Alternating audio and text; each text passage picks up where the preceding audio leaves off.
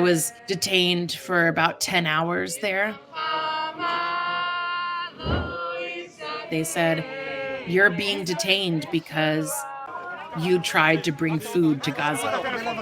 And then they said again, "You're being detained because you tried to bring rice and flour to the people of Gaza." We shall not be moved like a tree.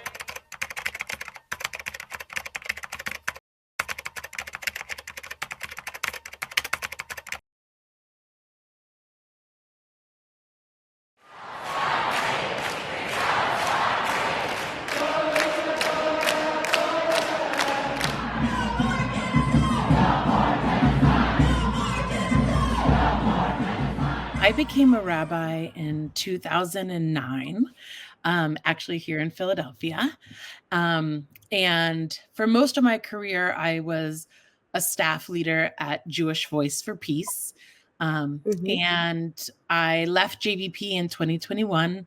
And when October 7th happened, there was a clear need for there to be rabbis organized in order to bring our Jewish community with us. It was really clear to me that there needed to be a reminder to the Jewish community of what Judaism teaches. And what Judaism teaches is life, is peace, and for our purposes is ceasefire. So I collected a group of rabbis in mid-October, a few weeks after the October 7th attack, in order to call together for a ceasefire. And at that time, it was before the ground invasion had even begun, right? And a ceasefire was about release of hostages and full prisoner exchange for prisoners held in Israeli prisons. It was not to destroy Gaza. And it was in order to bring our voices as rabbis to the moral fight for ceasefire, and also understand that we have a role of safeguarding the moral center of Judaism. And that's part of our obligation as rabbis. So since October, we have done a series of actions. We led a service outside of the Capitol building in DC and did a press conference with members of Congress who were supporting a ceasefire bill. We did a big Hanukkah candle lighting celebration in New York City with hundreds of people in Columbus Circle. We did an action inside the United Nations to draw attention to the Biden administration's continual veto of ceasefire. And we've done interfaith work. We did a walk from Philadelphia to DC for ceasefire called A Pilgrimage for Peace with the National Council of Churches, Faith for Black Lives, and a bunch of other partners. And so then when it came to Passover, when we were starting to think together, what can we do to mark Passover? So Passover is known as the season of our freedom and is a holiday that celebrates liberation. And in the Passover story, we talk about the obligation to feed people, right? The let all who are hungry come and eat. And so as we were thinking about this, the dire famine and man-made starvation of the 2.3 million people of Gaza felt like the thing that needed our attention. So we decided that we were going to try to bring food into Gaza through the northern crossing, knowing that the famine is most acute in the north. And that the ICJ, the International Court of Justice, had ruled that all of the crossings need to be open to humanitarian aid. And we knew that the northern crossings were not yet fully open. So we thought to bring our voices and remind the Jewish people of our obligations to other people, including the Palestinian people, and try to bring them food during Passover.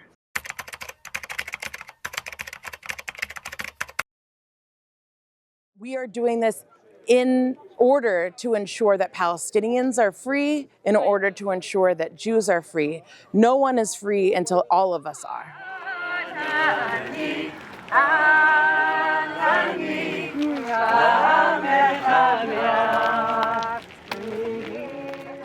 Rabbis for Ceasefire organized this action in concert with Israeli leftist organizers on the ground who had gone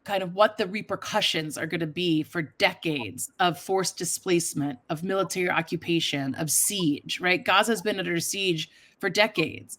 Since the founding of the State of Israel in 1948, where the Nakba, what Palestinians refer to as the catastrophe, took place, where hundreds of thousands of Palestinians were displaced, many of whom in Gaza, right? Gaza is made up of refugees and their descendants from the founding of the state.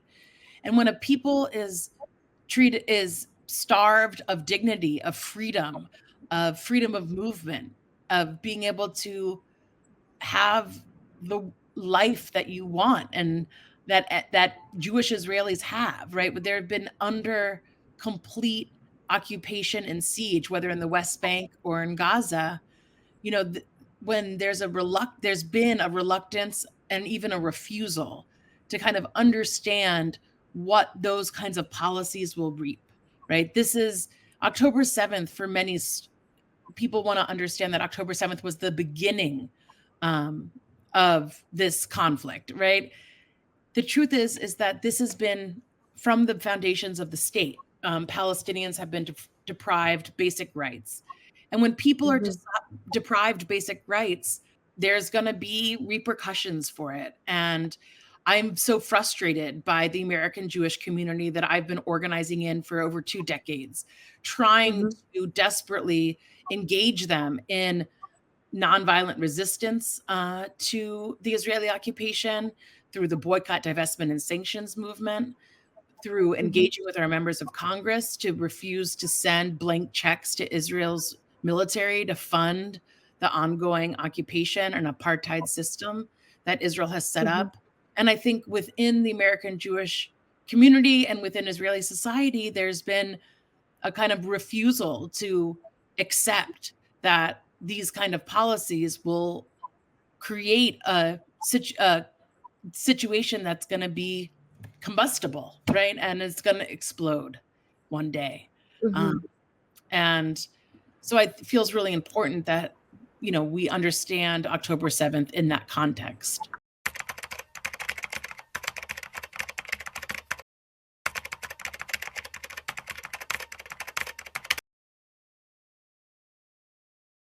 I was raised, for example, in an American Jewish community that was very Zionist and, you know, pro-Israel.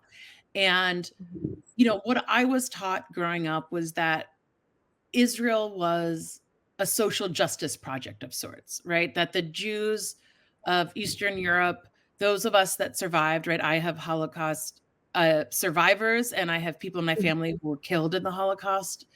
And the lesson that I got from that, or that I was taught, was that we need Israel because the world turned its back on the Jews. And we need Israel because we can't count on it. We need our own state because we can't count on anybody else. You know, I think that that is very ingrained in the psyches of American Jews, that this lack of this sense of the world turned its back on us. So we just have to, this tribalism, and we just have to protect ourselves. But I think there's also just this inability to see that what Israel is doing is acting as a vicious oppressor of Palestinians, right? I think in our minds, Jews are the victims of genocide, not the perpetrators of it, right? In our minds, Jews are the ones that need solidarity and protection, not the ones that are doing violence, right? And so I think it's been hard to accept, and I think people rationalize a lot of Israel's violence because of the history of anti-Jewish oppression. But the thing is that Israel is a nation state. It's not a Jewish person. It is not Jewish, right? It's not, its behaviors are not in line with Jewish values as a state, right? It is uses Jewish tradition and Jewish culture to kind of hide behind the policies that they create that are deny Palestinians basic human rights and subjugate Palestinians into an apartheid system, and that seek to deny Palestinians life and freedom and dignity.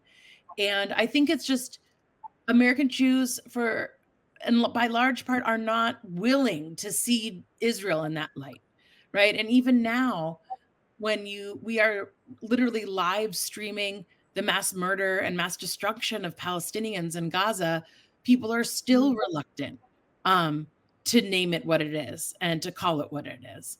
And our work as at Rabbis for Ceasefire is to hold fast to the moral tradition deeply embedded in Judaism and to allow it to pull ourselves back from this thirst for revenge, right? This fantasy that there's something that can happen that would, eliminate Hamas, right? You can just kill human beings, but you don't destroy an ideology.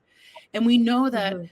Hamas has long recruited for their um in from has recruited from those who have had family members killed by the state of Israel. So think about how many tens of thousands, hundreds of thousands of people that is true for now.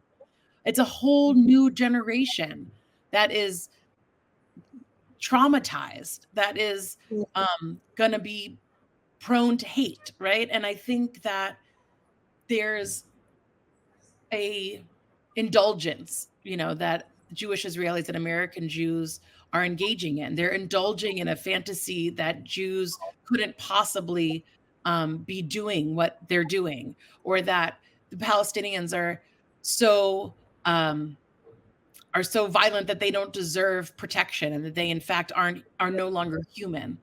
And this is such a dangerous road to go down, because when you dehumanize any people, you can Yeah.